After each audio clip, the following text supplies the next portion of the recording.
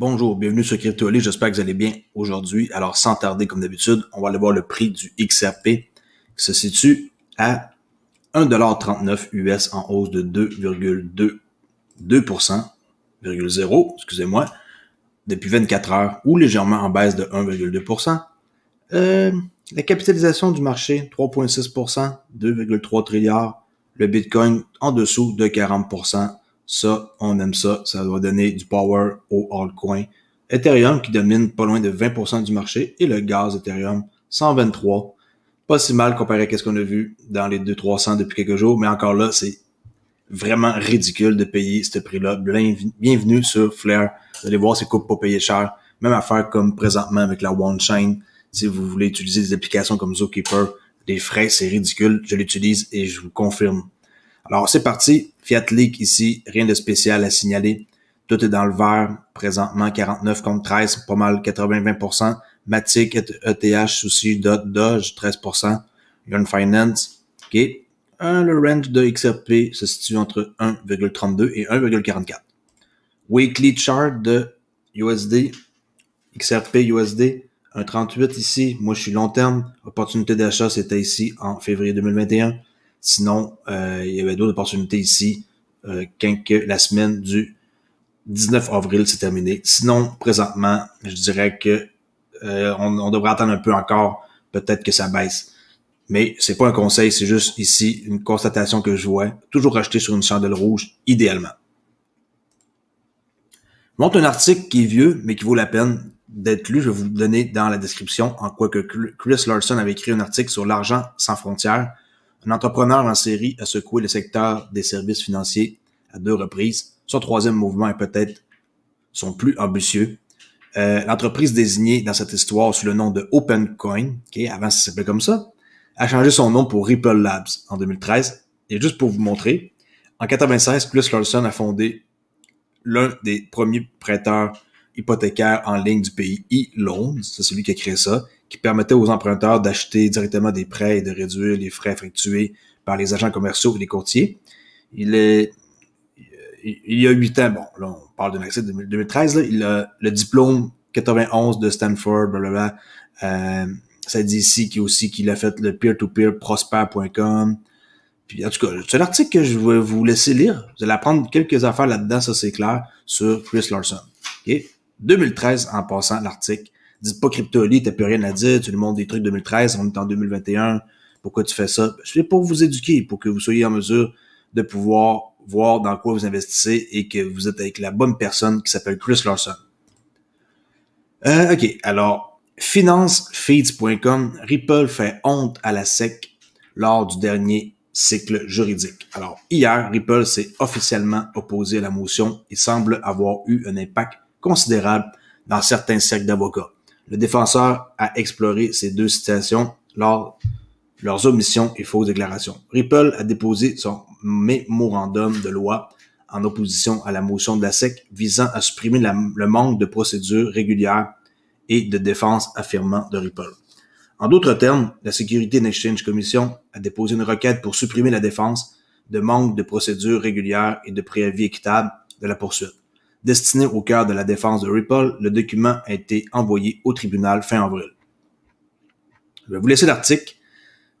C'est assez complet, là, vous allez pouvoir en savoir plus. Mais en tant que tel, Ripple fait honte à la SEC lors du dernier cycle juridique. Dites-moi qu'est-ce que vous en pensez sur Finance Feeds. On peut voir ici que, à la reconnaissance de la SEC, aucune cour fédérale n'a accepté l'argument d'un défendeur selon lequel le terme ne fournit pas l'avis requis par la Constitution. En effet, dans le domaine des offres ou de vente d'actifs numériques, au moins 2 tribunaux de district de circuit ont rejeté cet argument, a fait valoir le régulateur.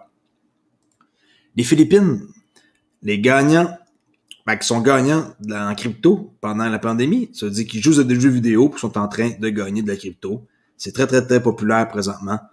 Axie Infinity permet aux joueurs de gagner des revenus grâce à des jetons non fongibles, les NFT. Les joueurs élèvent, combattent et échangent des familiers numériques appelés Axis. Un nouveau mini-documentaire intitulé Pay to Earn suit plusieurs Philippins qui jouent au jeu. Alors, tant mieux pour eux autres, hein. C'est pas un pays qui est très riche, alors s'ils peuvent gagner de la crypto en jouant, tant mieux pour eux. Le site de pinball près de Sutton Coldfield au UK est le premier à proposer des paiements en crypto-monnaie Bitcoin, Ethereum et Ripple. Alors, l'attraction familiale en plein air NPF,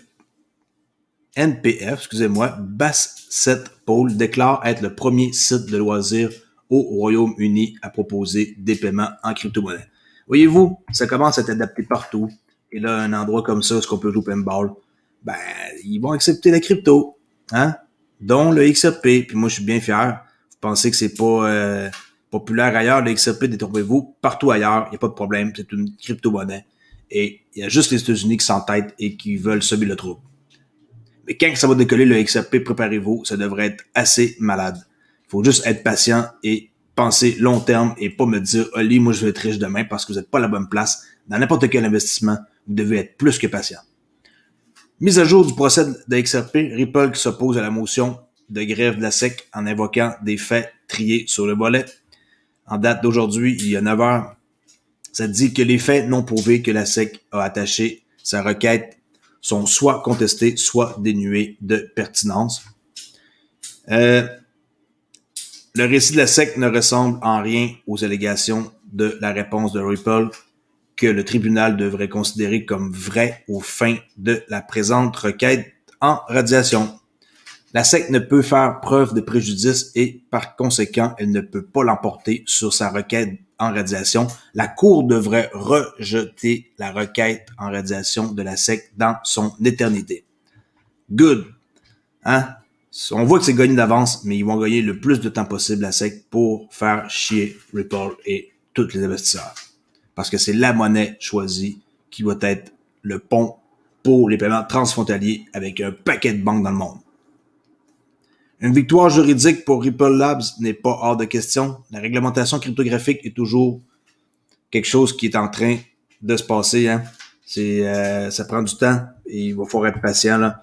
Malgré le vent contraire évident de voir la SEC pleuvoir des allégations terribles, Ripple Labs, la société responsable de l'actif numérique Ripple, a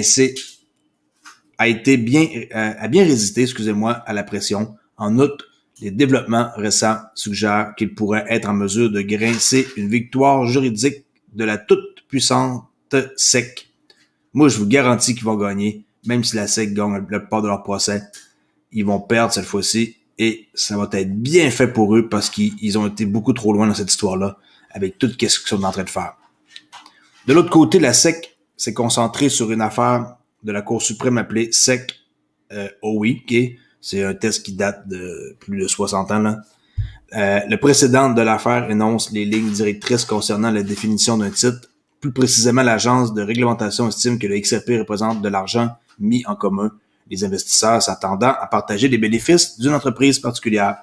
Moi, en investissant dans XRP, j'ai jamais pensé que j'investissais chez Ripple, là, mais vraiment pas là. Si c'est le cas, là, c'est un titre, mais vraiment pas. Des XRP, c'est des XRP, puis Ripple, c'est une autre entité, là, puis c'est juste une compagnie qui gère un logiciel, hein, puis qui est fait affaire avec des banques, mais XRP, c'est carrément différent, là. C'est une monnaie, point, that's it, comme on dit.